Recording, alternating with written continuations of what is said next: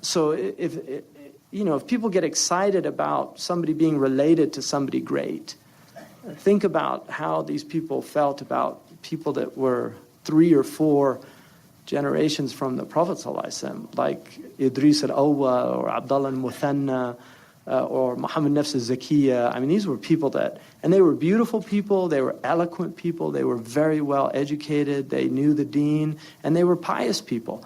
So the people gathered around them. I mean, Habib Ali Jifri is a good example of that. He has a sha'biyya that's amazing. I mean, I was with him.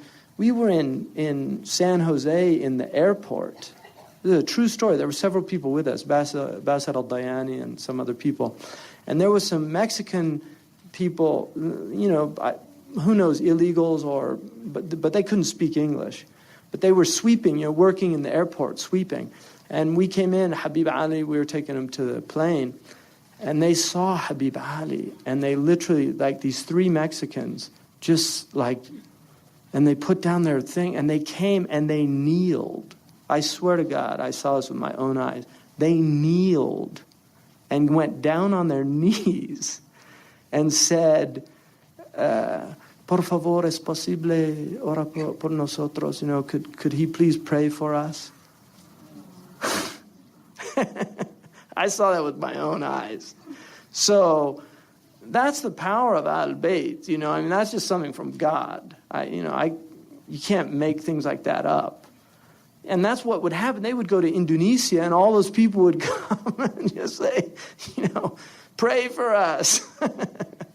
I mean, that's what happened. That's how they spread the religion in all those places.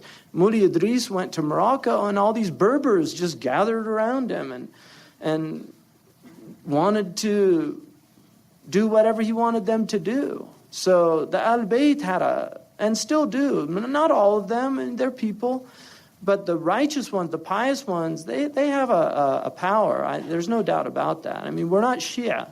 I mean, I'm not, maybe some of you are, but I'm not Shia.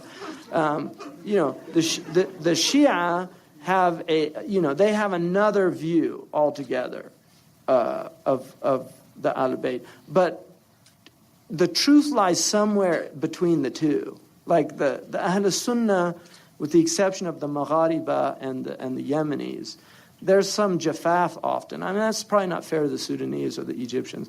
But you'll find there's often not the same type of consideration that people have for the Al-Bayt. Like in Morocco, I mean, the Al-Bayt have abused it also because a lot of people don't even want to hear it. Because unfortunately, some of the Al-Bayt use that as a means of gaining the goodness of other people. But they were poor, their circumstances. So there was abuse of that power as well. Because again, they're human beings.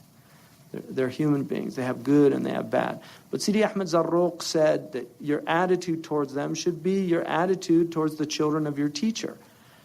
That sometimes you have to scold them, but you do it out of love. You don't do it out of hatred or contempt. So, I mean, the family, there's blessings. And I've seen blessings in my own life from the family. Like a lot of people that have helped me and, have been from the family of the Prophet ﷺ. And they're a great blessing. They're a blessing in the community. And people that have that lineage, they should be honored. It's a good thing to do. Our religion is egalitarian.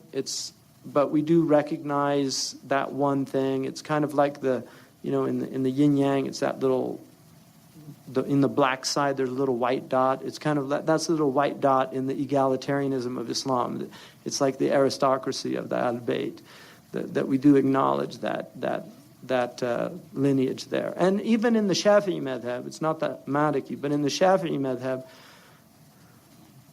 it is a right of the Sharif to not accept a marriage from a non-Sharifian family for that reason, that they're not kufr for them. They're not, but that's not Malik's position. But it is the Shafi'i position, and it's a position, Sheikh Abdullah. I mean, that's